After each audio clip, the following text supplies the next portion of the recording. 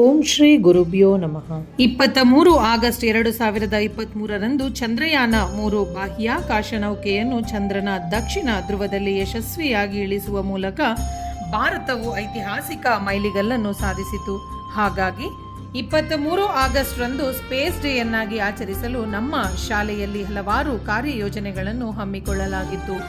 ಈ ದಿನವನ್ನು ಆಚರಿಸುವ ಮೂಲಕ ಭಾರತವು ಭವಿಷ್ಯದ ಪೀಳಿಗೆಗೆ ವಿಜ್ಞಾನ ಮತ್ತು ತಂತ್ರಜ್ಞಾನದಲ್ಲಿ ವೃತ್ತಿ ಜೀವನವನ್ನು ಮುಂದುವರೆಸಲು, ರಾಷ್ಟ್ರೀಯ ಹೆಮ್ಮೆಯನ್ನು ಬೆಳೆಸಲು ಮತ್ತು ಜ್ಞಾನ ಮತ್ತು ತಾಂತ್ರಿಕ ಪ್ರಗತಿಯನ್ನು ಹೆಚ್ಚಿಸುವಲ್ಲಿ ಬಾಹ್ಯಾಕಾಶ ಪರಿಶೋಧನೆಯ ಪ್ರಾಮುಖ್ಯತೆಯನ್ನು ಒತ್ತಿ ಹೇಳುತ್ತಿದೆ. ಆಕಾಶವೂ ಕೂಡ ಮಿತಿಯಲ್ಲ, ಇದು ಕೇವಲ ಪ್ರಾರಂಭ ಎಂಬುದನ್ನು ಬಲಪಡಿಸುವುದು ನಮ್ಮ ಉದ್ದೇಶವೂ ಹೌದು. ಕಥೆಯು 1969ರಲ್ಲಿ ನಾಸಾ ಚಂದ್ರನ ಮೇಲೆ ಕಾಲಿಟ್ಟಾಗ ಆರಂಭವಾಯಿತು. ಆಗ ಭಾರತದಾದ್ಯಂತ ಜನರು ನಮ್ಮ ದೇಶ ಎಷ್ಟು ಹಿಂದೆ ಬಿದ್ದಿದೆ ಎಂದು ಅಳುತ್ತಿದ್ದರೇನೋ. ನಮ್ಮ ದೇಶದ ವಿಜ್ಞಾನದಲ್ಲಿನ ಅಸಾಧಾರಣ ಶಕ್ತಿ ಮತ್ತು ತಂತ್ರಜ್ಞಾನದಲ್ಲಿ ನಮ್ಮ ಸ್ವತಂತ್ರತೆಯನ್ನು ಸಾಬೀತುಪಡಿಸಿತು.